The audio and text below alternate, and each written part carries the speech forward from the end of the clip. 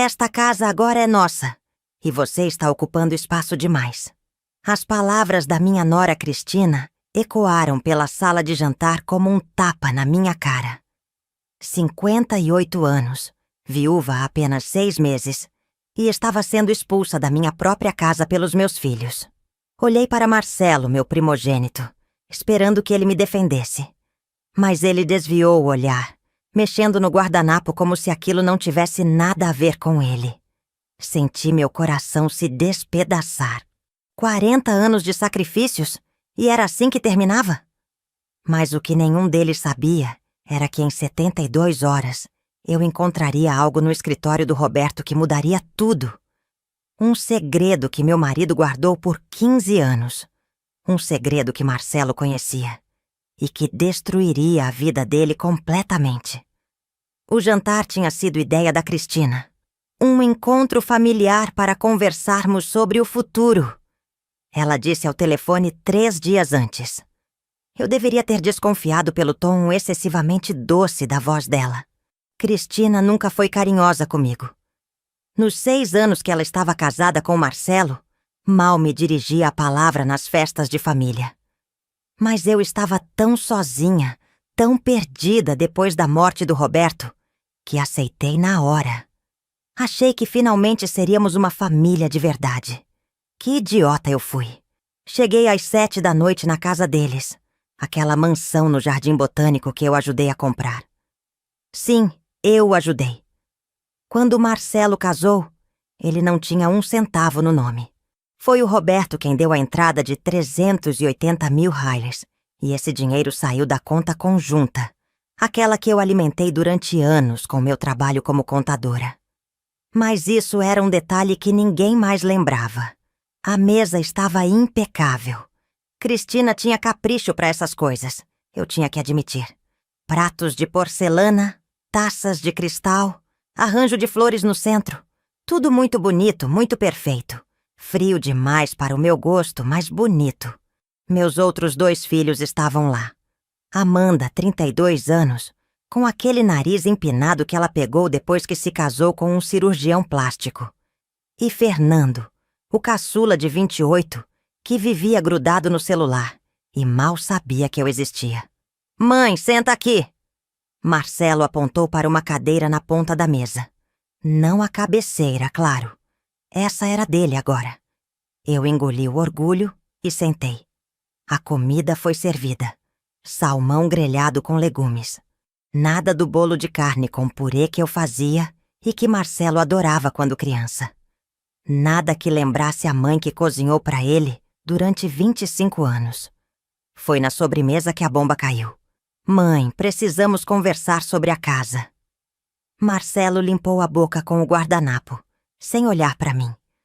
A casa onde você mora. A casa do papai. Meu estômago se apertou. O que tem a casa? Ela é grande demais para você sozinha. Era Cristina quem falava agora, com aquele sorrisinho que eu odiava. 6 quartos, piscina, jardim enorme. Não faz sentido você ficar lá. É desperdício. Desperdício? Minha voz saiu rouca. Eu moro lá há 35 anos. Criei vocês 3 naquela casa. Exatamente, mãe. Amanda entrou na conversa e senti uma facada. Minha filha também estava contra mim. Você criou a gente. Passado. Agora somos adultos. Temos nossas próprias famílias. E aquela casa, bem, é valiosa. Vale uns 2,8 milhões de reais fácil. Ah, então era sobre dinheiro. Claro que era. Nós conversamos. Marcelo finalmente me olhou nos olhos. Os 3. E achamos melhor você vender a casa e usar o dinheiro para se mudar para um lugar menor, mais adequado. Adequado? Repeti a palavra como se fosse veneno. Adequado para quê? Para a sua idade, mãe. Fernando nem levantou os olhos do celular.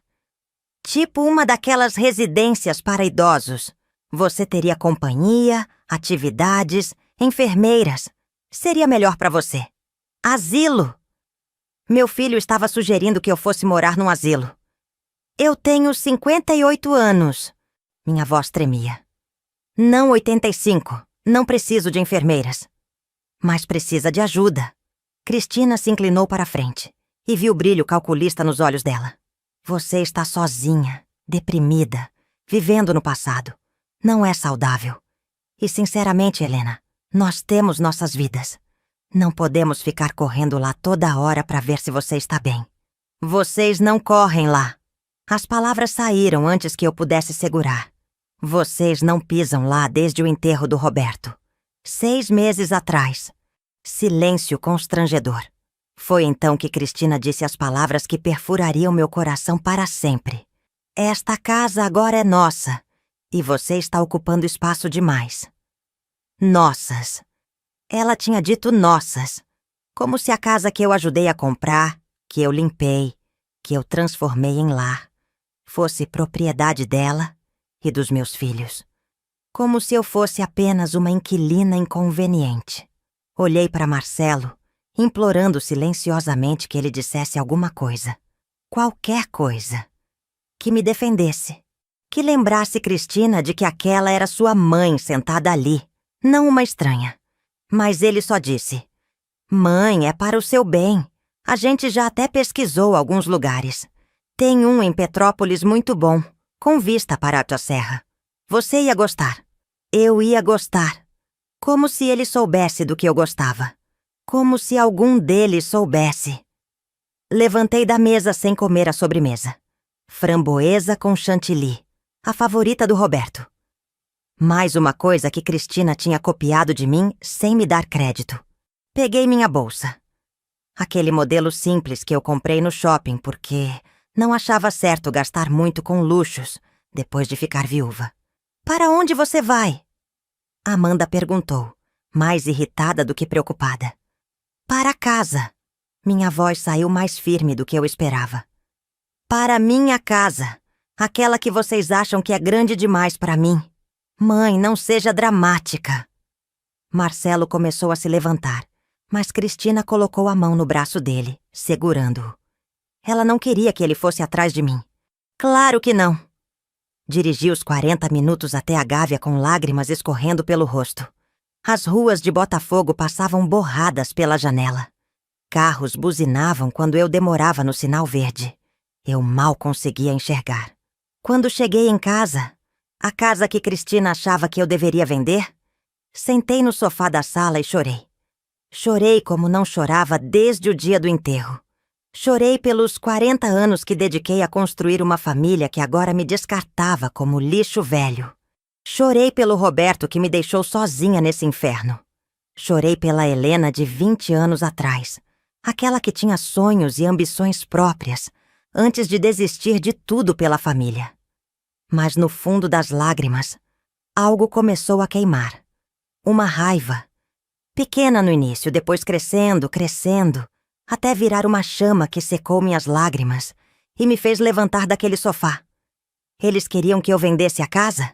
Eles queriam me mandar para um asilo? Pois bem, mas antes disso, eu precisava saber exatamente o que eu tinha. Precisava dos documentos, dos contratos, de tudo que provasse que aquela casa era minha tanto quanto era do Roberto. Talvez até mais, considerando que eu paguei a reforma de R$340 mil em 2010 com o dinheiro da minha rescisão quando fechei meu escritório de contabilidade.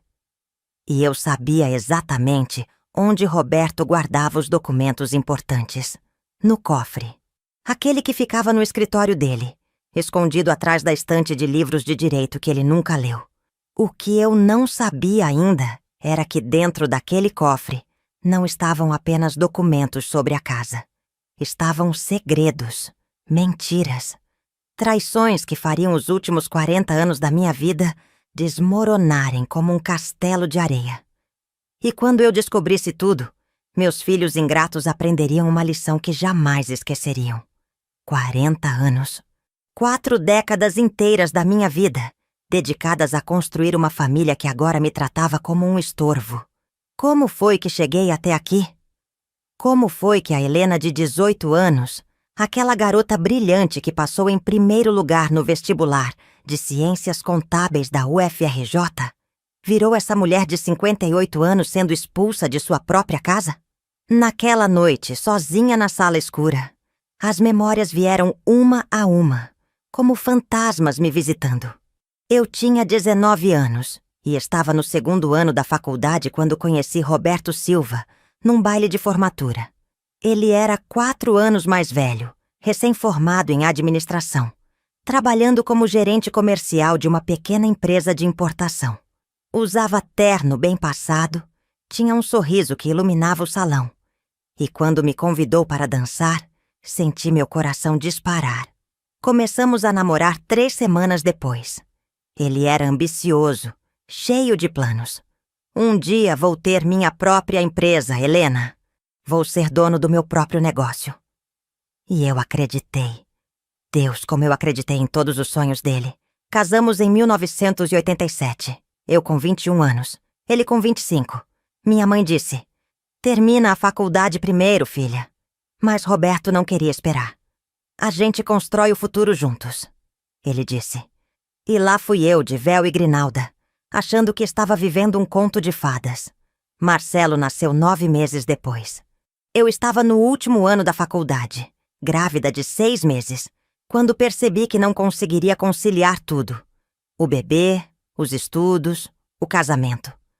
Roberto ganhava $1.200 por mês na época, o equivalente a uns 8.000 reais hoje. Não era suficiente para pagar babá.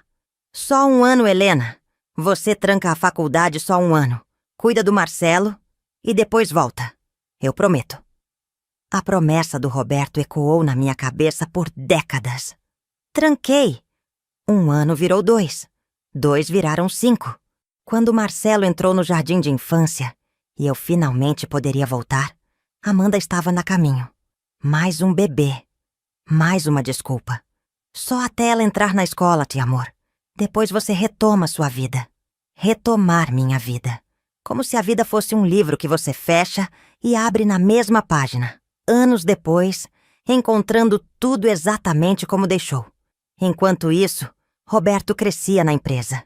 Virou gerente geral. Começou a ganhar R$3.500 mensais. Compramos nossa primeira casa, aquela modesta de 2 quartos em Madureira. Eu fazia milagres com o dinheiro. Cozinhava, limpava, costurava a roupa das crianças. À noite, depois que todos dormiam, eu abria meus livros velhos de contabilidade e estudava sozinha. Sonhava em um dia voltar. Fernando nasceu. Meu 3º filho, não planejado. Eu tinha 29 anos e sentia que a vida estava passando por mim como um trem que eu perdi na estação. Marcelo tinha 7 anos, Amanda 4. E agora mais um bebê. Helena, você é mãe de tempo integral agora. É uma bênção. A tia do Roberto disse isso no batizado, como se ser mãe fosse a única identidade que uma mulher pudesse ter. Como se meus sonhos não importassem. Mas então, em 1997, algo mudou. Roberto perdeu o emprego. A empresa fechou, vítima da recessão que assolava o país. De repente, estávamos com 3 filhos, 0 renda e 6 meses de aluguel atrasado. Foi quando eu me levantei. Eu vou trabalhar, anunciei. Mas os meninos... Roberto começou. Os meninos vão para a creche do bairro e você vai procurar emprego de manhã e cuidar deles à tarde. Eu tenho conhecimento de contabilidade. Vou usar isso. Comecei fazendo contabilidade para os comerciantes da rua. Pequenos negócios, declaração de imposto de renda, organização de notas fiscais. Cobrava 200 reais, 300 reais por mês de cada cliente. Trabalhava na mesa da cozinha depois que as crianças dormiam. Em 6 meses, eu tinha 12 clientes. Estava ganhando 2.400 reais mensais. Mais do que Roberto ganhava antes. Você é incrível, amor. Roberto me abraçou quando pagamos todos os aluguéis atrasados.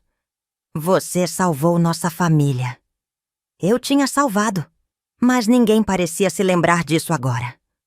Roberto finalmente conseguiu um emprego bom de novo, como diretor comercial numa empresa de logística. Salário de R$6.500. Eu continuava com meus clientes de contabilidade. Agora eram 24. Ganhava $4.800 por mês. Juntos, éramos classe média confortável. Vamos comprar uma casa maior, Roberto sugeriu. As crianças estão crescendo, precisam de espaço. Encontramos a casa na Gávea. 420 mil reais. Uma fortuna na época. Vendemos a casa de Madureira por 180 mil reais e precisávamos de mais, 240 mil reais. Fomos ao banco. Negaram o financiamento. Renda insuficiente, disseram. Foi quando eu tomei a decisão que mudaria tudo. Vendi minhas joias. A aliança de ouro da minha avó, que valia 15 mil reais. O colar de pérolas que ganhei no meu casamento, 8 mil reais. Os brincos de diamante pequenos que minha mãe me deixou, 2 mil reais. Juntei 35 mil reais e coloquei de entrada. E peguei um empréstimo consignado no meu nome. 205 mil reais, a serem pagos em 15 anos, com desconto direto na minha conta. Eu assinei, sozinha. Por que queria dar aquela casa para minha família? Roberto nem soube dos detalhes. Você é uma gênia das finanças, amor. Não sei como você conseguiu. Ele não perguntou como. Nunca perguntava. Marcelo entrou na faculdade particular de administração. 1.850 mensais. Amanda estava para entrar em arquitetura. 2.200 mensais. Fernando no colégio particular, 980 mensais. Mais a parcela da casa, mais as contas, mais a comida, mais tudo. Fizemos contas, não fechava. Eu vou aumentar minha carteira de clientes, disse a Roberto. Vou expandir. E expandir significava trabalhar 14 horas por dia. Acordar às 6 horas, fazer café da manhã para todo mundo, levar Fernando na escola, voltar, atender clientes na sala que virou meu escritório, buscar Fernando, fazer almoço, atender mais clientes, fazer janta, ajudar com lições de casa e, finalmente, às 23 horas, sentar para fazer as contabilidades. Aos 39 anos, comecei a ter cabelos brancos. Aos 41, minha pressão subiu. O médico me receitou remédios. Você está se matando de trabalhar, dona Helena. Mas eu não podia parar. Meus filhos precisavam estudar. Uma ex-colega da faculdade, a única que terminou a graduação comigo em pensamento, me procurou. Júlia Santos, agora dona de um escritório de contabilidade médio, em Copacabana. Helena, eu preciso de uma sócia. Você sempre foi melhor que eu em auditoria. Eu tenho os clientes, você tem o conhecimento técnico. Vamos juntas. 50% para cada. O escritório está faturando 45 mil reais mensais. Sua parte seria 22.500 dólares. 22.500 reais por mês. Quase o dobro do que eu ganhava me matando sozinha. Seria a realização do meu sonho. Ter meu próprio escritório. Ser contadora de verdade, não apenas a mulher que faz contabilidade na mesa da cozinha. Levei a proposta para Roberto naquela noite. Amor, é uma oportunidade incrível. Eu finalmente teria meu próprio negócio. Ele franziu a testa. Mas você teria que ir todos os dias para Copacabana? Ficar fora o dia todo? Sim, mas... E quem vai cuidar das coisas aqui? Fernando só tem 13 anos. Alguém precisa estar em casa quando ele voltar da escola. E eu estou trabalhando tempo integral. Você sabe disso. A gente contrata alguém. Com que dinheiro, Helena? Você sabe que estamos pagando 2 faculdades. E Amanda vai casar ano que vem? Vamos ter que ajudar no casamento. Eu deveria ter brigado. Deveria ter insistido. Deveria ter dito que meus sonhos também importavam. Mas eu não disse. Liguei para Júlia no dia seguinte e recusei. Ela ficou em silêncio por um longo minuto. Depois disse: Eu entendo, Helena. Família em primeiro lugar, né? Família em primeiro lugar. Sempre. Sempre a família em primeiro lugar. E Helena em último. Amanda casou. Gastamos 68 mil reais no casamento. Meu dinheiro, meus clientes, meu trabalho de madrugada. Mas foi o casamento do Roberto Silva, como todos comentaram. Ninguém mencionou que foi a Helena quem pagou do vestido de 2 mil reais e a festa no clube. Marcelo casou com Cristina. 95 mil hires de casamento. Lua de mel em Paris, 28 mil hires. Mais uma vez, meu suor, meu sacrifício. Mas era o casamento do filho do Roberto. A casa precisava de reforma urgente, infiltração, parte elétrica antiga, encanamento comprometido. O pedreiro orçou em 340 mil reais. Roberto estava desempregado de novo. Crise econômica. A empresa dele cortou metade do pessoal. Ele tinha 53 anos e achava difícil conseguir outra posição. Eu resolvo, disse a ele. Fechei meu pequeno negócio de contabilidade. Depois de 18 anos atendendo clientes, despedi-me de todos. Peguei minha rescisão, 340 mil reais que eu tinha investido em CDB ao longo dos anos. Todo centavo que sobrava do meu trabalho, eu guardava. Era para ser minha aposentadoria. Gastei tudo na reforma. Quando eu voltar a trabalhar, a gente repõe. Roberto prometeu. É só um empréstimo temporário da sua poupança. Ele nunca repôs. Conseguiu emprego 6 meses depois, mas o dinheiro que entrava mal cobria as contas básicas. Minha poupança de 18 anos de trabalho tinha virado azulejos e fiação elétrica. Sentada ali na escuridão da sala, 40 anos depois de conhecer Roberto, eu finalmente vi a verdade com clareza cristalina. Eu tinha sido a salvadora dessa família em cada crise. Eu tinha sido a provedora quando Roberto falhou. Eu tinha sido a sacrificada quando era necessário escolher entre meus sonhos e os deles. E como eles me recompensaram?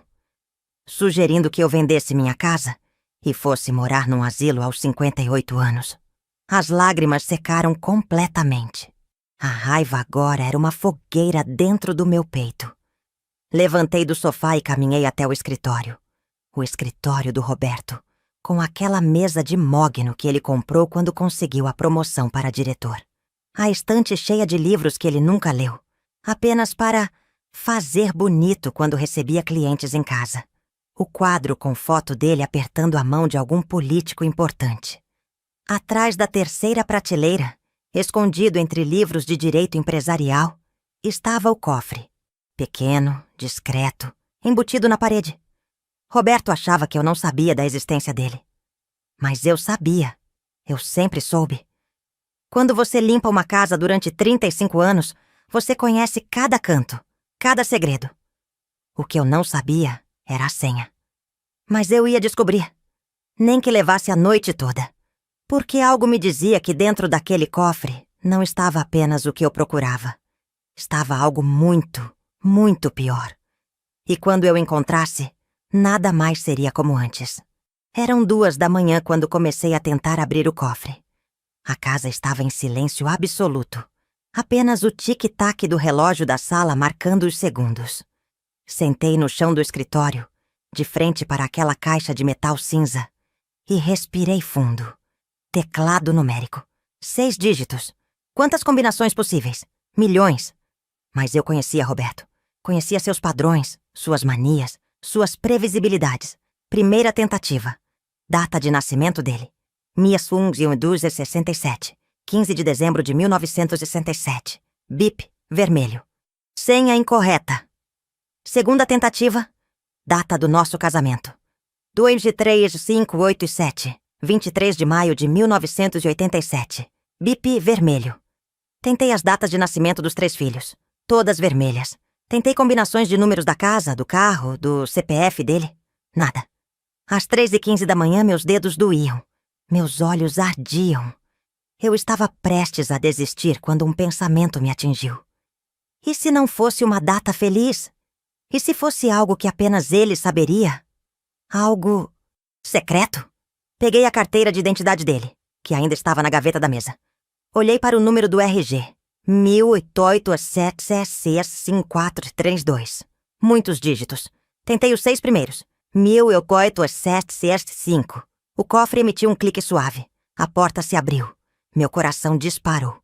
Por um momento fiquei apenas olhando para o interior escuro do cofre, com medo do que poderia encontrar. Depois, estendi a mão e comecei a tirar os itens, um por um. Primeiro, uma pasta de documentos. Abri. Escrituras de propriedades.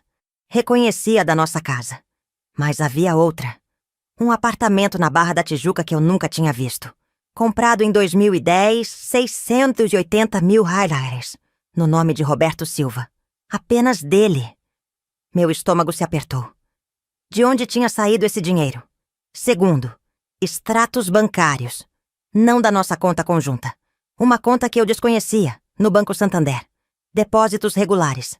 15 mil reais aqui, 22 mil reais ali, 35 mil reais mais adiante. Somei mentalmente. Em 3 anos, entre 2020 e 2023, mais de 800 dólares. 000 tinham passado por aquela conta. 800 mil reais que eu nunca vi. Terceiro, um contrato. Li uma vez, li 2 vezes, li 3 vezes, porque meu cérebro se recusava a processar o que estava escrito ali. Era um contrato de compra e venda da nossa casa. A casa da Gávea. A casa onde eu morava há 35 anos, datado de 2018. No contrato, Roberto vendia 50% da casa para Marcelo por 700 mil reais. Mas eu nunca tinha assinado aquele contrato. E, pela lei, sendo a casa um bem do casal, eu precisaria ter assinado. Olhei mais de perto. Havia uma assinatura no campo, esposa. Uma assinatura que se parecia vagamente com a minha, mas não era. As letras estavam erradas. A inclinação estava errada. Roberto tinha falsificado minha assinatura. E Marcelo tinha comprado metade da casa sem eu saber. Meus filhos tinham me dito ontem que eu deveria vender minha casa. Mas na cabeça deles, metade já não era mais minha. Era de Marcelo. E ele tinha pago 700 mil reais que eu nunca recebi. Para onde foi esse dinheiro? Continuei revirando o cofre com as mãos tremendo. Encontrei um pendrive. Depois, uma caixa de madeira pequena. Abri. Havia fotos dentro. A primeira foto que vi fez meu mundo parar. Roberto, meu marido. De braços dados com uma mulher que eu não conhecia. Ela era jovem, talvez 35 anos nas fotos. Cabelos loiros, sorriso largo. E ao lado deles, 2 crianças. Um menino e uma menina, uns 12 e 10 anos. Virei a foto. Atrás, escrito a caneta. Família Silva. Natal, 2019, Búzios. Família Silva. Meus dedos ficaram gelados. Peguei outra foto. Roberto beijando a mulher na boca. Outra. Ele carregando a menina no colo numa praia. Outra. Todos os 4 numa festa de aniversário. Um bolo com velas que diziam 35 anos, Carla. Carla. Ela tinha nome. Ela não era uma amante de uma noite. Ela era uma segunda família. Enfiei a mão no cofre de novo, desesperada. Precisava saber mais. Precisava entender. Encontrei documentos de escola. Colégio Santo Agostinho. Mensalidades de 3.200 dólares para Maria Clara Silva e Pedro Henrique Silva. Crianças com o sobrenome do meu marido, com o meu sobrenome. Encontrei comprovantes de transferências bancárias. 8.000 rublos mensais para uma conta em nome de Carla Andrade Silva. 8.000 reais, todo mês, durante anos. Encontrei um testamento, manuscrito não registrado, datado de março de 2020. Li com lágrimas escorrendo pelo rosto. Eu, Roberto Silva, deixo todos os meus bens para Carla Andrade Silva e nossos filhos Maria Clara e Pedro Henrique, frutos do nosso amor verdadeiro. Que Helena fique com a casa onde mora, como forma de pensão pelos anos de serviços prestados. Serviços prestados. 40 anos de casamento. 3 filhos. Uma vida inteira de sacrifícios. E eu era serviços prestados. Senti o bile subir pela minha garganta. Corri para o banheiro e vomitei tudo o que tinha no estômago. Vomitei até não sobrar nada. Depois fiquei ali, ajoelhada no chão frio, soluçando. 15 anos. Ele manteve uma segunda família durante 15 anos, desde 2008. O ano em que eu recusei a proposta de sociedade da Júlia para ficar em casa cuidando da família. Da nossa família. Aquela que ele estava traindo com outra. Voltei para o escritório cambaleando. Precisava ver tudo. Precisava saber a extensão da traição. O pendrive. Coloquei no computador de Roberto com dedos trêmulos. Havia apenas uma pasta. Documentos importantes. Privado. Abri. Mais de 200 arquivos. Documentos bancários. Extratos de investimentos. E um arquivo em Excel, chamado Patrimônio Total Real, 2023. Cliquei. O que eu vi me deixou sem ar. Patrimônio total da família Silva, atualizado em dezembro de 2023. Bens imobiliários. Casa Gávea, 50%. Helena, 50%. Marcelo via contrato. 2.800 mil reais apartamento barra. Roberto, 680. 000. Apartamento Ipanema. Roberto. 1.200 mil reais sala comercial, centro. Roberto. 450 mil reais investimentos. Conta offshore, Ilhas Cayman. Roberto. 3.200 mil reais CDB Banco, Itaú. Roberto. 890 mil reais ações. B3. Roberto. 560 mil reais. Previdência privada. Roberto. A 780 mil reais. Total. 10.560 mil reais. 10.560 mil reais. Meu marido tinha escondido um patrimônio de mais de 10 milhões de reais de mim. E o que era meu? 50% de uma casa que eu nem sabia que tinha sido parcialmente vendida. Continuei lendo. Havia notas no final da planilha. Nota 1. Helena não tem conhecimento das contas offshore, nem dos imóveis em nome apenas de Roberto. Manter sigilo absoluto. Nota 2. Marcelo está ciente do plano patrimonial. Ele ajudará a transferir bens progressivamente para evitar partilha em caso de divórcio ou morte. Nota 3. Testamento não registrado garante que Carla e filhos recebam a maior parte. Helena ficará apenas com a casa da Gávea. Marcelo sabia.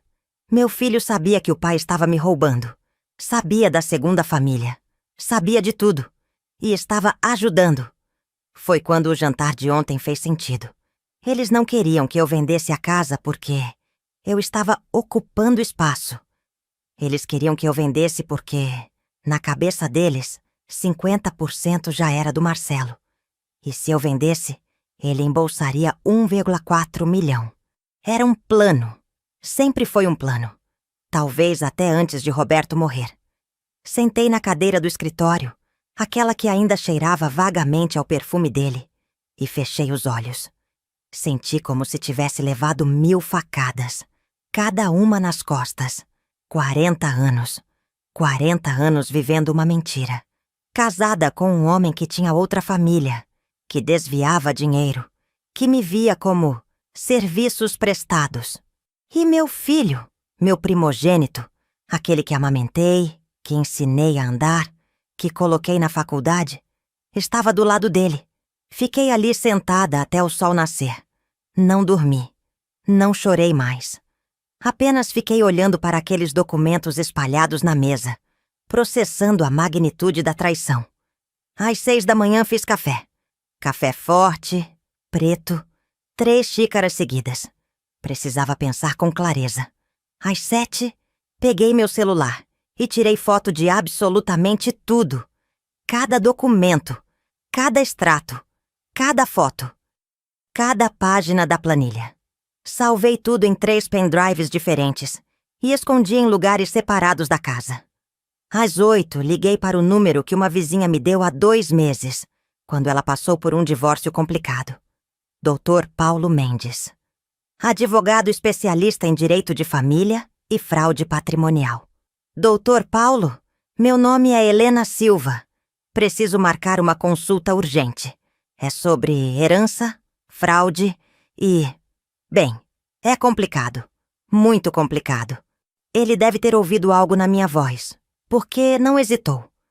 Pode vir hoje às 14 horas. Estarei aí. Desliguei. Olhei para o escritório de Roberto. Agora um campo de batalha de papéis e evidências. Meu marido me traiu durante 15 anos. Meu filho me traiu provavelmente durante mais tempo. Eles esconderam milhões de reais de mim. Falsificaram minha assinatura. Planejaram me deixar com migalhas enquanto dividiam um império de 10,5 milhões. Mas o que eles não sabiam era que eu tinha provas de tudo agora. E eu era contadora. Eu sabia ler documentos, sabia interpretar contratos e sabia exatamente quais leis protegem viúvas contra esse tipo de fraude. Roberto tinha morrido em março, 6 meses atrás. O inventário ainda não tinha sido aberto oficialmente porque Marcelo disse que não havia pressa e que ele cuidaria de tudo. Claro que não havia pressa. Ele estava esperando eu vender a casa voluntariamente para embolsar os 1,4 milhão sem levantar suspeitas. Mas agora eu sabia a verdade. E verdade tem um poder terrível. Olhei para a foto de Roberto na mesa. Aquela foto sorridente dele aos 50 anos, antes do câncer, antes da morte, antes de eu descobrir quem ele realmente era. Você subestimou a mulher errada, Roberto, disse em voz alta para a de foto. Você e seu filho acharam que eu era boba, que eu era apenas a mãezinha que limpa e cozinha. Mas vocês esqueceram de uma coisa. Peguei a pilha de documentos e coloquei dentro de uma pasta. Eu sou contadora, e contadores sabem encontrar dinheiro escondido. Às 14 horas, eu estaria no escritório do Dr. Paulo, e quando eu saísse de lá, teria um plano. Um plano para recuperar o que era meu por direito, e para garantir que Marcelo e aquela segunda família de Roberto nunca mais vissem um centavo do dinheiro que eles roubaram de mim. A vingança não seria gritada, não seria dramática. Seria feita com advogados, documentos e a lei. A forma mais devastadora de justiça que existe. O escritório do Dr. Paulo Mendes ficava num prédio comercial em Botafogo, 12º andar. Cheguei às 13h45, 15 minutos adiantada, carregando uma bolsa cheia de documentos e pendrives. A recepcionista, uma moça jovem de cabelos presos, me ofereceu café. Aceitei. Era o 5º do dia, mas eu precisava de cafeína para manter os olhos abertos depois da noite em claro. Às 14 horas em ponto, a porta da sala do advogado se abriu. Um homem de uns 50 anos, cabelos grisalhos, óculos de armação fina e terno azul marinho, me cumprimentou com um aperto de mão firme. Senhora Helena, Dr. Paulo Mendes. Entre, por favor. A sala era espaçosa, com uma estante repleta de livros de direito, diplomas na parede e uma mesa enorme de madeira escura. Sentei na cadeira de frente para ele, colocando a bolsa no colo como se fosse um escudo. Então, senhora Helena, ele abriu um bloco de notas. Você mencionou no telefone algo sobre herança e fraude. Pode me contar o que está acontecendo? Respirei fundo e contei. Tudo. Os 40 anos de casamento, os sacrifícios, o jantar onde meus filhos me sugeriram um asilo, a busca no cofre, a segunda família, os 10 milhões escondidos, o contrato falso onde minha assinatura foi forjada, Marcelo sabendo de tudo. Falei durante 45 minutos sem parar. Doutor, Paulo não me interrompeu uma vez, apenas fazia anotações e, ocasionalmente, sua sobrancelha se erguia de surpresa. Quando terminei, o silêncio pesou na sala por longos segundos. Senhora Helena, ele disse finalmente, tirando os óculos e limpando com um lenço. Você tem ideia da gravidade do que acabou de me relatar? Eu sei que é ruim. Não é ruim. É criminoso. Ele colocou os óculos de volta. Falsificação de assinatura em documento público é crime. Ocultação de patrimônio em inventário é crime. Se seu filho ajudou nisso sabendo que a assinatura era falsa, ele é cúmplice. Estamos falando de estelionato, falsificação documental e possivelmente lavagem de dinheiro com essas contas offshore. Senti um peso se soltar do meu peito. Ele estava levando a sério. Não estava me achando louca ou exagerada. Você trouxe cópias dos documentos? Coloquei a pasta em cima da mesa dele. Fotografei tudo. Trouxe prints e 3 pendrives com cópias de segurança. Ele abriu a pasta e começou a examinar. Vi seus olhos ficarem cada vez mais arregalados conforme lia. Jesus Cristo! Murmurou quando chegou à planilha de patrimônio. 10 milhões e meio. E você não sabia de nada disso? Nada. Eu achava que tínhamos apenas a casa e talvez 200 mil em investimentos básicos. Ele pegou o contrato falsificado da venda para Marcelo. Analisou a assinatura com uma lupa que tirou da gaveta. Essa falsificação é até grosseira. Um perito grafotécnico vai confirmar facilmente que não é sua letra. Ele me olhou. Senhora Helena, você sabe o que isso significa? Que o contrato é inválido. Mais do que isso. Significa que Marcelo pagou 700 mil reais por uma venda que nunca existiu legalmente. Esse dinheiro foi para Roberto, provavelmente para as contas offshore, e Marcelo não tem direito legal sobre a casa. Além disso, como você é viúva meeira, você tem direito a 50% de todos os bens do seu marido, independente de estarem no nome dele sozinho. Meu coração acelerou. Todos! Até as contas offshore? Todos. No Brasil, os bens adquiridos durante o casamento são considerados comunhão parcial de bens, a menos que haja pacto antenupcial especificando o contrário. Vocês tinham pacto? Não. Casamos no civil simples. Então, por lei, metade de tudo que Roberto adquiriu durante o casamento é seu. Metade da casa da Barra, metade do apartamento de Ipanema, metade da sala comercial, metade dos investimentos, metade das contas offshore. Ele começou a fazer cálculos na calculadora. Estamos falando de aproximadamente 5,3 milhões de reais, que são legitimamente seus. 5 milhões e 300 mil reais. Eu, que estava sendo mandada para um asilo, era milionária e não sabia. Mas tem a segunda família, disse, sentindo o veneno na minha voz. Esse testamento que ele fez, não registrado, não vale. Além disso, mesmo se fosse registrado, ele não poderia desrespeitar seu direito de meeira. No máximo, ele poderia dispor da metade dele como quisesse. Mas sua metade é intocável. Dr. Paulo se inclinou para a frente. Senhora Helena, essa segunda família não tem direito legal a nada. As crianças não são herdeiras automáticas porque foram fruto de relacionamento extraconjugal. Elas teriam que provar paternidade e entrar na justiça, o que levaria anos. E mesmo assim, só teriam direito à parte que seria dividida entre herdeiros legais depois de você pegar sua meação. E Marcelo? Marcelo é herdeiro legítimo, sim. Ele e seus outros 2 filhos teriam direito a dividir, em partes iguais, os 50% que sobrassem depois que você pegasse sua metade. Mas considerando que Marcelo participou da fraude, ele bateu com o dedo no contrato falso. Ele pode perder esse direito também. Herdeiros que cometem crimes contra a herança podem ser deserdados. Minha mente girava. Então, se eu entrar com ação agora... Você congela tudo. Todos os bens de Roberto são bloqueados judicialmente até o inventário ser concluído. Marcelo não pode vender, transferir ou fazer nada com eles.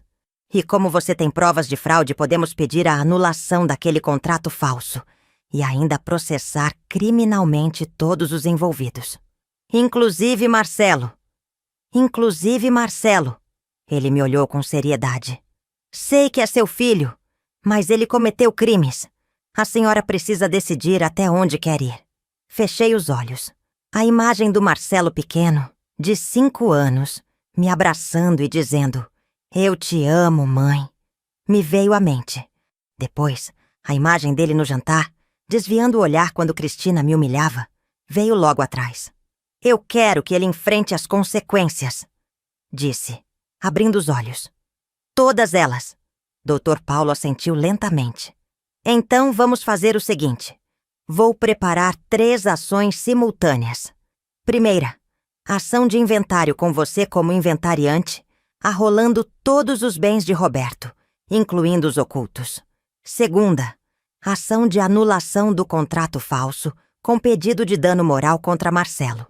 Terceira, notícia-crime ao Ministério Público por falsificação documental e ocultação de patrimônio. Quanto tempo isso leva? O bloqueio dos bens? 1 semana se eu pedir liminar urgente. O restante, de 6 meses a 1 ano para concluir. Mas o importante é que assim que protocolamos, ninguém mexe em nada sem ordem judicial.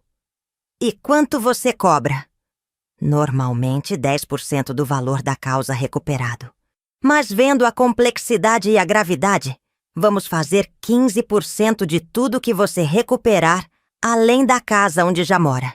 Se conseguirmos os 5,3 milhões que são seus por direito, meus honorários seriam em torno de 800 mil reais. Parece justo? 800 mil reais era mais dinheiro do que eu tinha visto na vida inteira. Mas se ele me conseguisse 5 milhões, era barato. Justo. Ótimo. Vou precisar que a senhora assine uma procuração, me dando poderes para representá-la. E precisamos autenticar essas cópias todas em cartório. Pode fazer isso hoje? Posso. Ele levantou e apertou minha mão. Senhora Helena, sei que os últimos dias foram terríveis, mas quero que saiba uma coisa. Seu marido e seu filho a subestimaram. Eles acharam que podiam roubar de você porque você era só a dona de casa. Mas eles esqueceram que dona de casa que sustenta a família por 40 anos não é burra, é guerreira. Pela primeira vez desde aquele jantar horrível, eu sorri. Um sorriso pequeno, mas genuíno. Quanto tempo até Marcelo saber que entramos com as ações? Ele será notificado oficialmente em 1 semana, mais ou menos. Mas os bens serão bloqueados antes dele saber. Vou pedir sigilo do processo até as notificações serem feitas. Perfeito. Saí do escritório do Dr. Paulo às 10h30. Tinha assinado todos os documentos, autenticado tudo e dado luz verde para ele começar o processo. No caminho de volta para casa, parei num restaurante e pedi um prato de massa carbonara. Comi devagar, saboreando. Fazia 6 meses que eu não sentia gosto na comida. Mas hoje, pela primeira vez desde a morte de Roberto, eu senti fome de verdade. Porque pela primeira vez em 40 anos, eu não estava sendo passiva. Eu estava lutando de volta.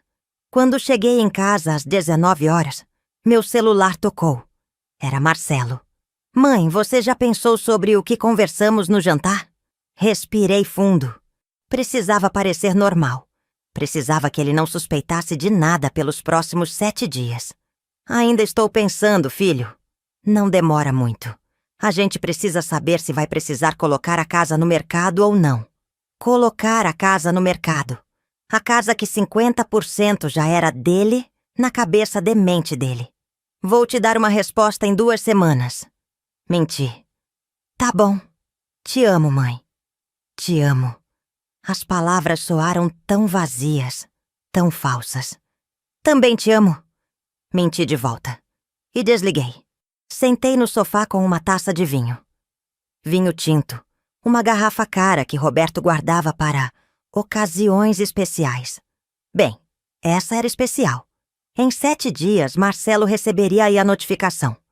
Descobriria que todos os bens do pai estavam bloqueados, que o contrato de compra da casa era inválido, que ele poderia ir preso por cumplicidade em fraude. Em 7 dias, minha vida mudaria completamente, e eu mal podia esperar. Brinquei um gole do vinho, olhando para a foto de família na parede. Roberto, eu e os 3 filhos em Angra dos Reis, 2015. Todos sorrindo. Uma mentira perfeita e moldurada. 40 anos, Roberto, disse Praja a foto. 40 anos eu vivi para você e para eles, mas esses próximos 40, esses são meus. E bebi o resto do vinho num gole só, saboreando não apenas o sabor, mas também a vitória que estava por vir. Os próximos 7 dias foram os mais longos e mais estranhos da minha vida. Era como viver em 2 realidades paralelas. Na realidade número 1, eu era Helena Silva, viúva de 58 anos, triste e perdida, considerando mudar para um lugar mais adequado, como meus filhos sugeriram.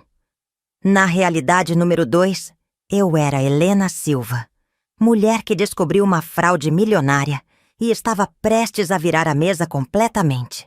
No 3º dia, Amanda me ligou. Mãe, O Marcelo me contou que você está pensando em vender a casa. Acho uma ótima ideia. Você precisa recomeçar, sabe? Deixar o passado para trás. Deixar o passado para trás. Como se 40 anos de sacrifício fosse um casaco velho que você doa para a caridade. Sim, filha. Estou pensando com carinho. Se você precisar de ajuda para escolher apartamentos, me avisa. Eu conheço umas imobiliárias ótimas. Tenho certeza que conhece. Pensei. Provavelmente já calculou sua parte da herança no Excel. Obrigada, querida. No 5º dia, Dr. Paulo me ligou. Senhora Helena, conseguimos eliminar. Todos os bens de Roberto Silva foram bloqueados judicialmente a partir de hoje. Nenhuma conta pode ser movimentada. Nenhum imóvel pode ser vendido. Nada pode ser transferido. E amanhã, os oficiais de justiça vão entregar as notificações. Meu coração acelerou. E quanto ao inquérito criminal?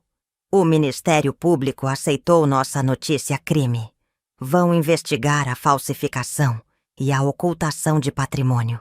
Se confirmarem o que já sabemos, Marcelo e qualquer outra pessoa envolvida pode responder criminalmente. Ótimo. Uma coisa importante. A Carla Andrade Silva, a segunda família, também foi notificada. Ela vai descobrir que não tem direito a nada. Senti uma satisfação amarga. 15 anos ela passou com meu marido. 15 anos ele sustentou ela e os filhos com o meu dinheiro. E agora ela descobriria que tudo foi mentira. Que Roberto nunca poderia deixar nada oficialmente para ela. Perfeito. Prepare-se, senhora. Helena, a partir de amanhã, as ligações vão começar. Seu filho vai tentar tudo para reverter isso. Pode tentar te convencer, te manipular, te fazer sentir culpada. Você está pronta? Pensei nos 40 anos. Pensei nos meus sonhos abandonados.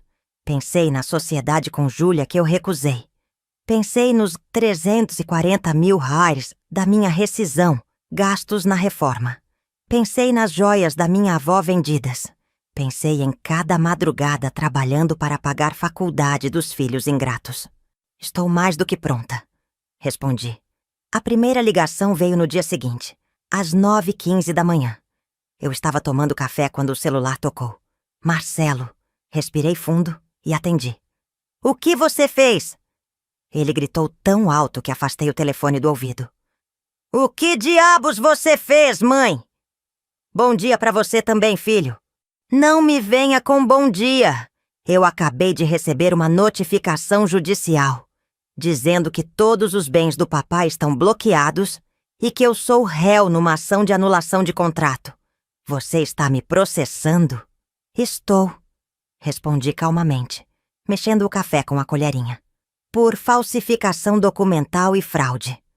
Silêncio do outro lado. Depois, você. Você enlouqueceu? Você tá me processando? Eu sou seu filho. E você é um criminoso. Minha voz saiu gelada. Você sabia que seu pai falsificou minha assinatura naquele contrato. Você pagou 700 mil reais por uma venda fraudulenta. Você ajudou a ocultar mais de 10 milhões de reais de patrimônio.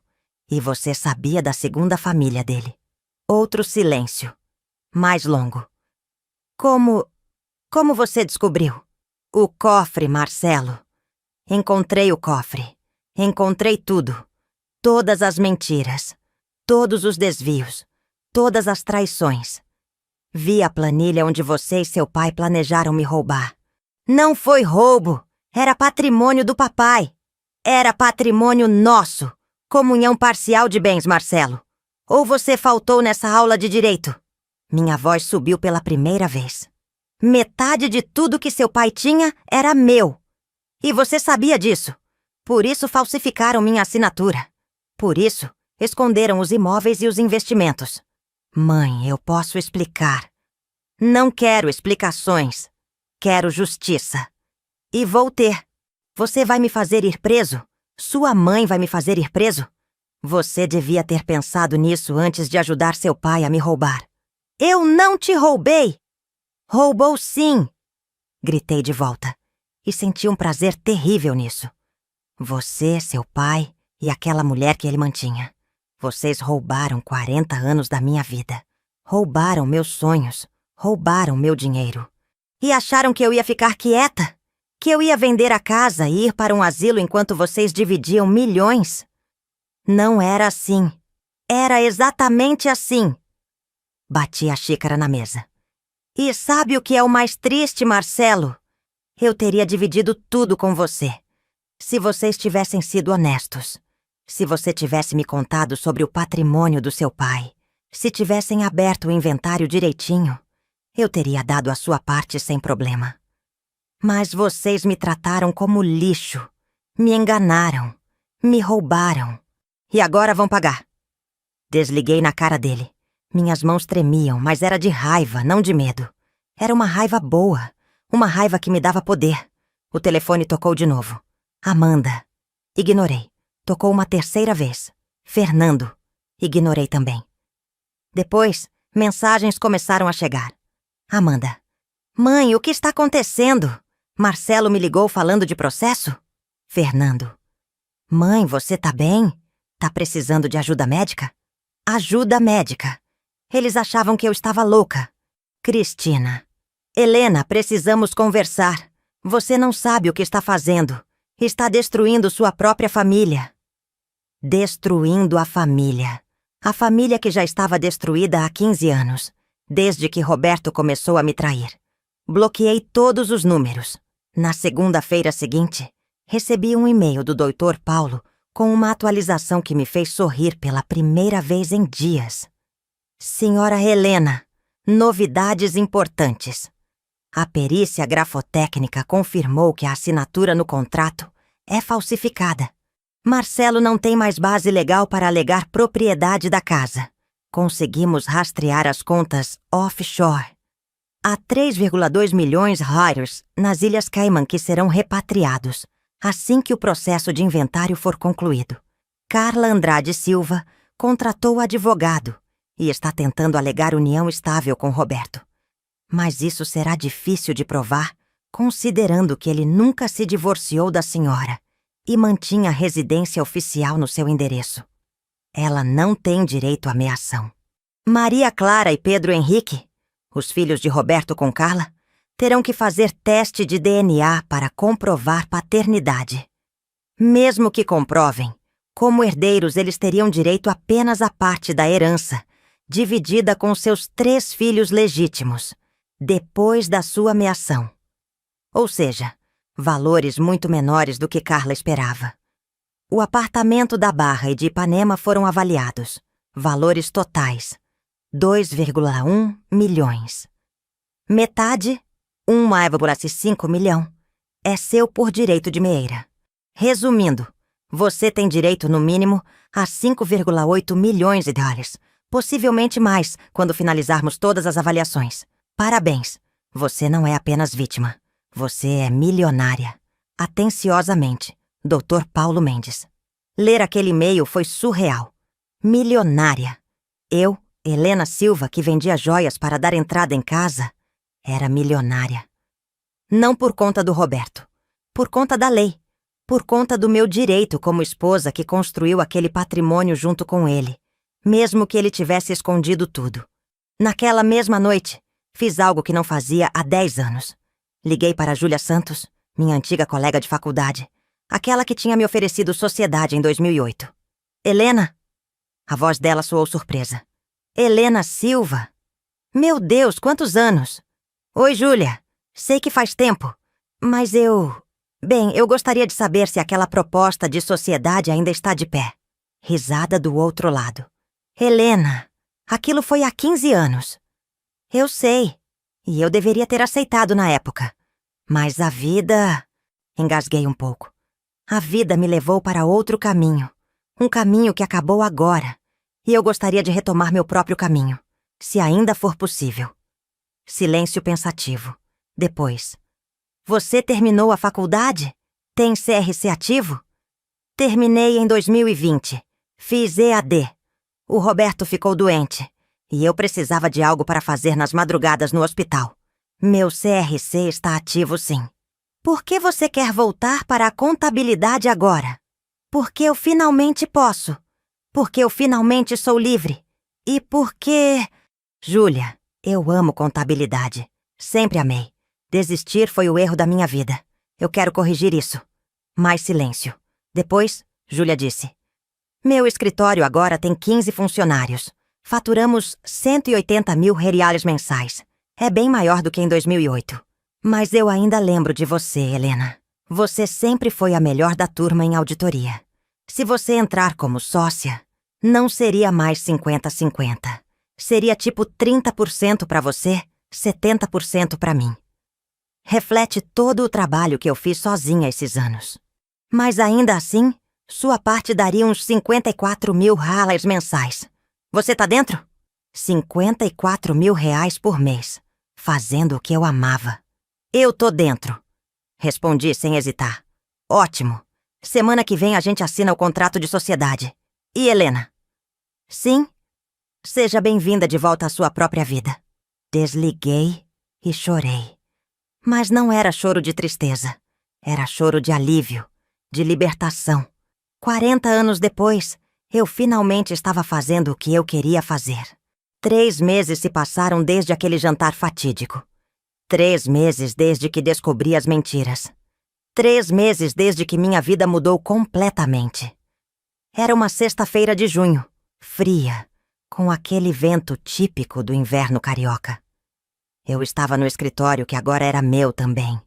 Santos em Silva Contabilidade, dizia a placa na porta, revisando os demonstrativos financeiros de um cliente, quando meu celular tocou. Dr. Paulo. Senhora Helena, o processo foi concluído. O juiz homologou o inventário hoje. Meu coração disparou. A senhora recebeu oficialmente 50% de todos os bens de Roberto. Isso inclui 1,4 milhão da Casa da Gávea, sua metade. 340 mil reais do apartamento da Barra, 600 mil reais do apartamento de Ipanema, 225 mil reais da sala comercial, 1,6 milhão de reais das contas offshore, 445 mil reais dos investimentos em CDB, 280 mil reais das ações, 390 mil reais da previdência privada. Total, 5.280 mil reais. 5.280 mil reais. E Marcelo? Marcelo foi condenado a pagar 150 mil reais de danos morais para a senhora, por participação na fraude. Ele também foi indiciado criminalmente por falsificação documental, mas o Ministério Público aceitou um acordo. Ele vai prestar serviços comunitários por 2 anos e pagar uma multa de 80 mil reais.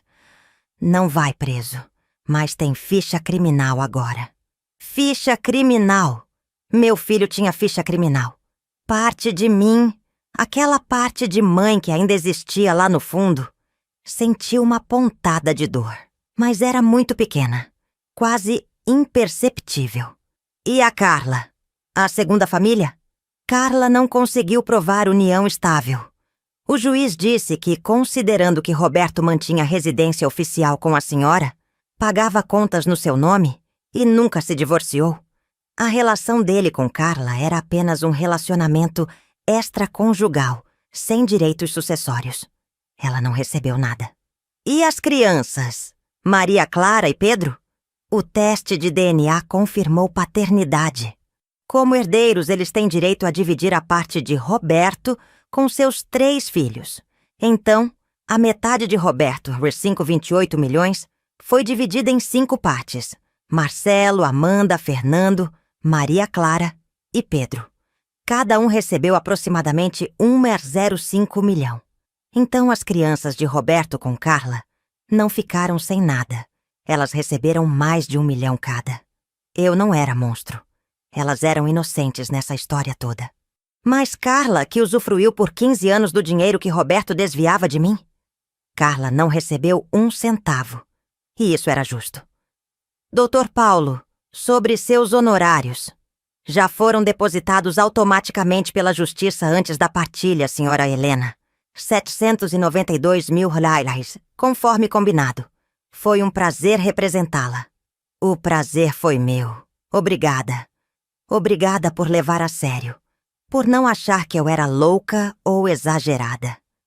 Senhora, Helena, nos meus 25 anos de advocacia, esse foi um dos casos mais claros de fraude patrimonial que já vi.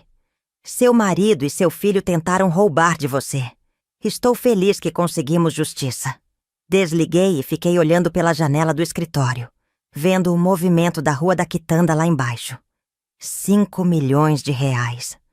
Era mais dinheiro do que eu conseguiria gastar no resto da vida, mesmo que vivesse até os 100 anos. E a melhor parte? Eu tinha ganhado trabalhando. Não de forma direta, claro. Mas eram meus 40 anos de sacrifício, de trabalho, de sustentação da família que tinham construído aquele patrimônio tanto quanto Roberto. A lei reconheceu isso. A justiça reconheceu isso. 2 semanas depois, fiz algo que sonhava há anos. Comprei uma passagem só de ida para Lisboa. Portugal sempre foi meu sonho. Aquele país que eu via em filmes, com suas ruas de pedras e o Tejo refletindo a luz dourada da tarde. Roberto nunca quis ir.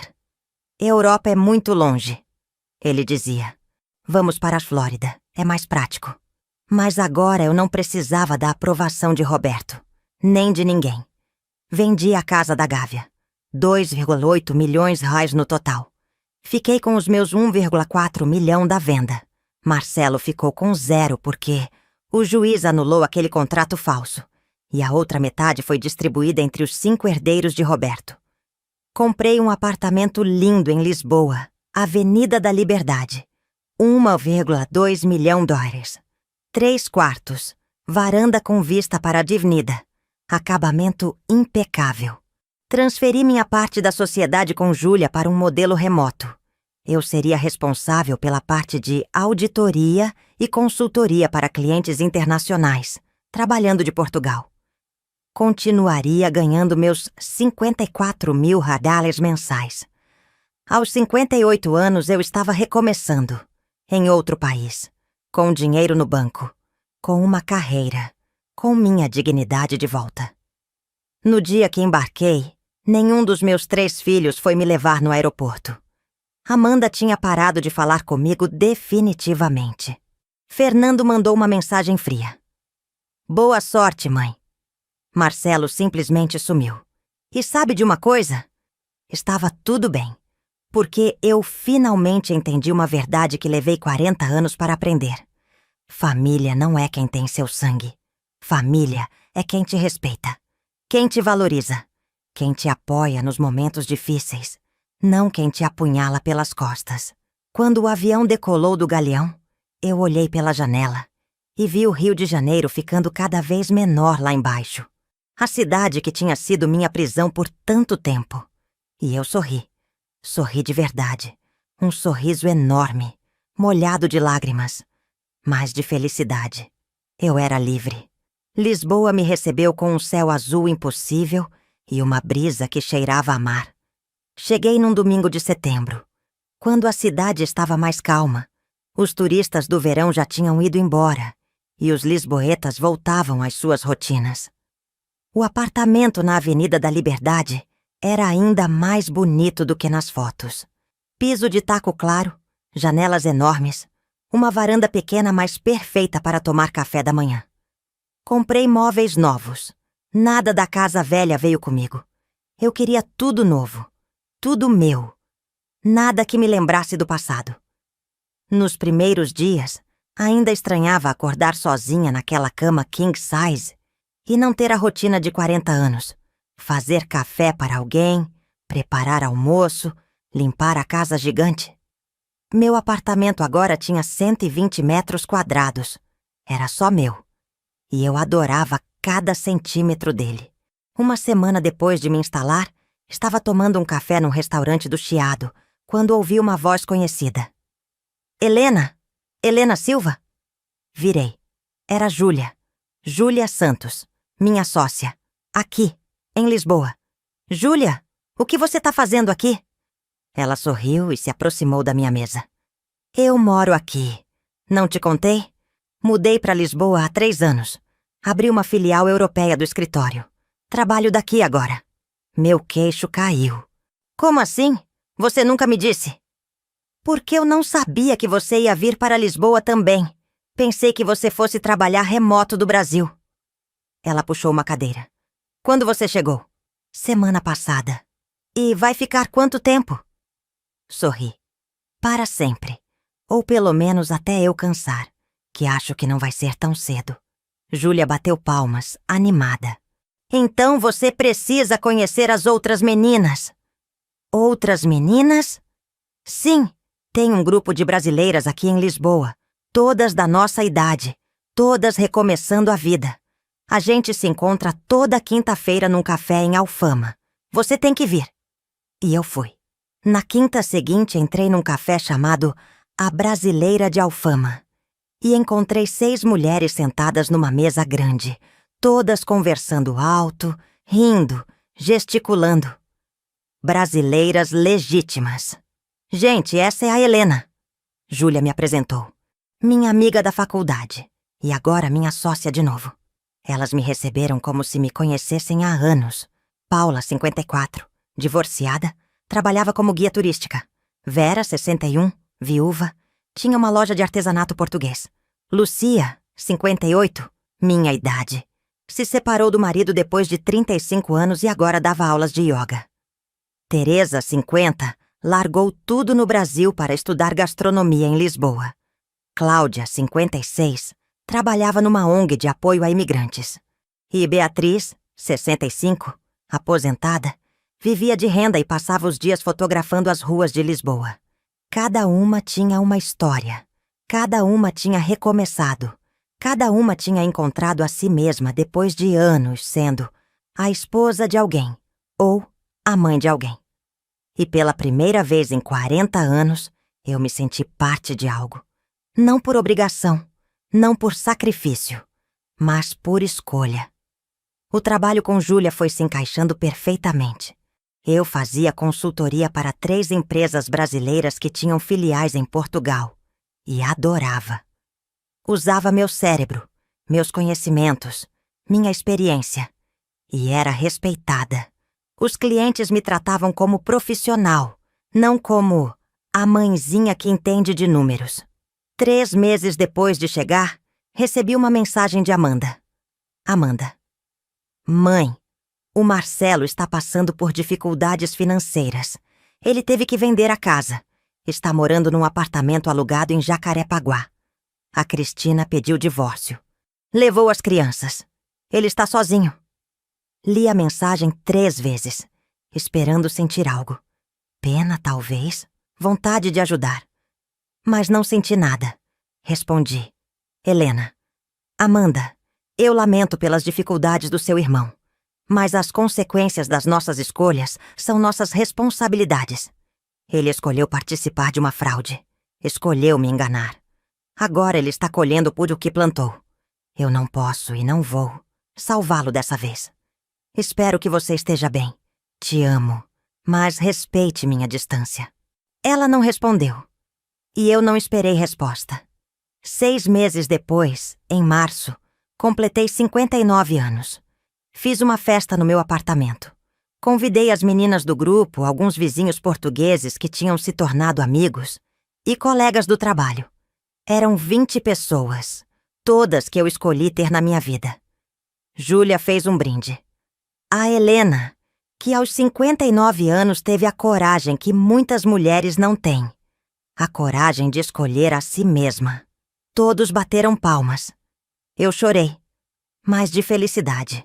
Naquela noite, depois que todos foram embora, sentei na varanda com uma taça de vinho e olhei para a Avenida da Liberdade iluminada lá embaixo.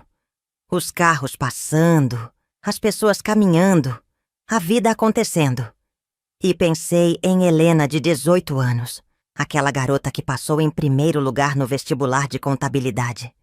Aquela que tinha sonhos enormes. Aquela que queria conquistar o mundo. Ela teria ficado orgulhosa da Helena de 59 anos, porque eu finalmente tinha feito as pazes comigo mesma.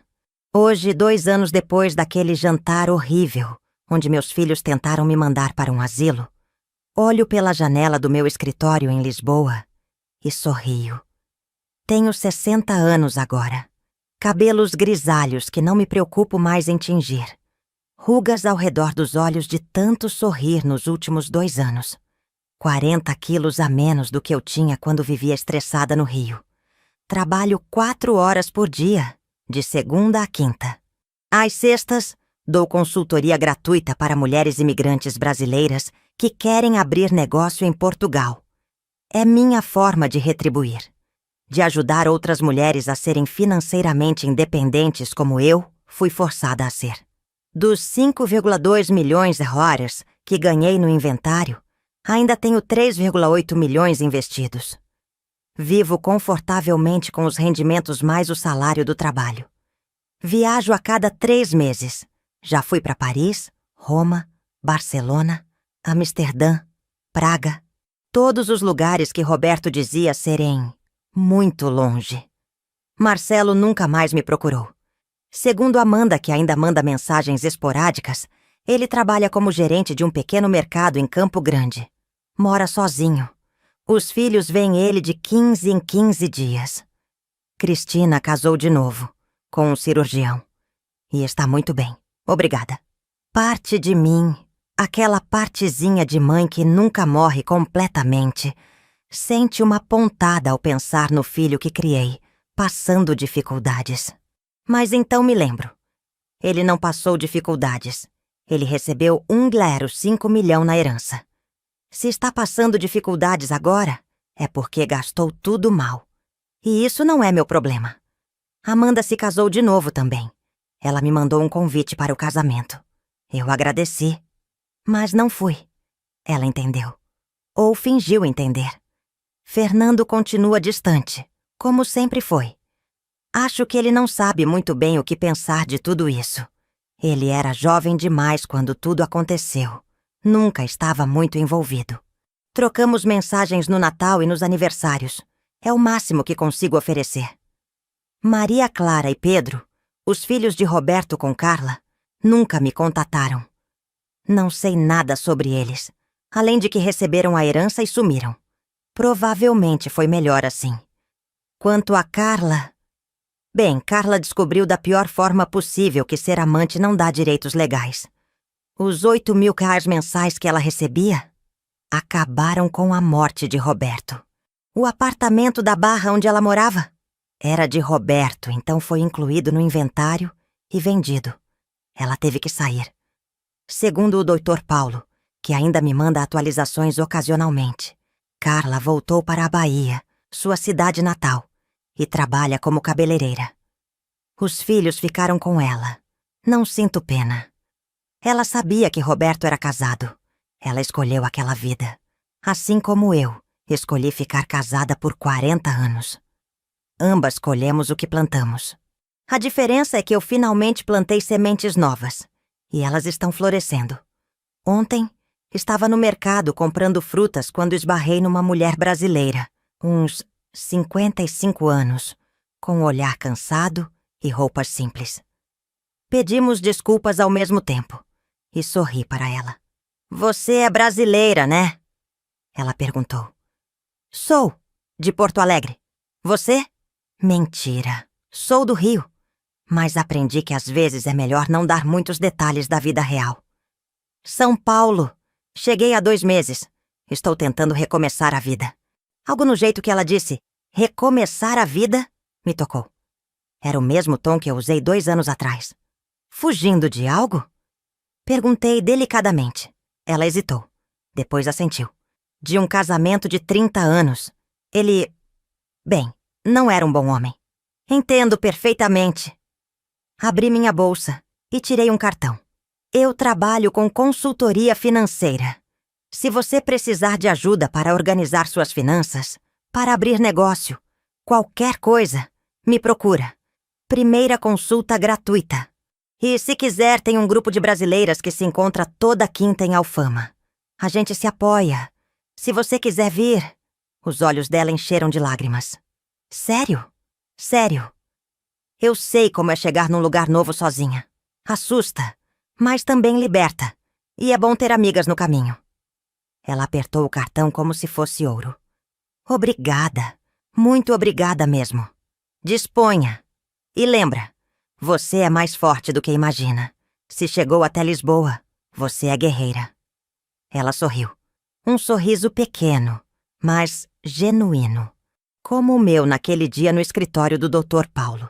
Quando cheguei em casa, sentei na varanda com o meu café da tarde e pensei no quanto a vida tinha mudado. 40 anos eu dediquei a uma família que me descartou como lixo no primeiro momento conveniente. 2 anos eu dediquei a mim mesma e encontrei mais felicidade, mais propósito, mais paz do que nos 40 anteriores.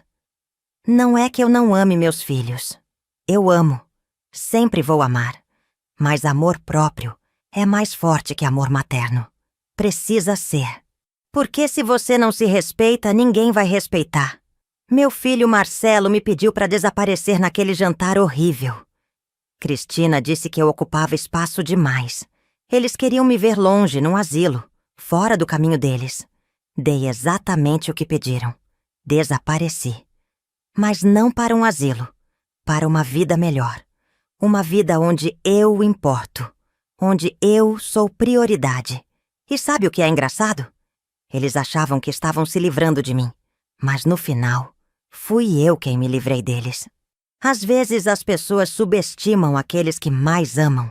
Subestimam porque confundem amor com fraqueza. Confundem sacrifício com permissividade. Mas 40 anos de sacrifício não fazem de você fraca. Fazem de você resiliente. Fazem de você alguém que sabe sobreviver, lutar, reconstruir.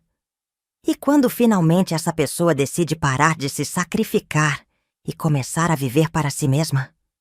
Não há nada mais poderoso no mundo. Pego meu celular e abro o grupo das meninas de Lisboa. Júlia postou uma foto dela rindo num restaurante em Cascais. Vera compartilhou um poema. Paula mandou um meme sobre como a vida melhora depois dos 50. Escrevo no grupo. Helena. Meninas, hoje faz 2 anos que cheguei em Lisboa.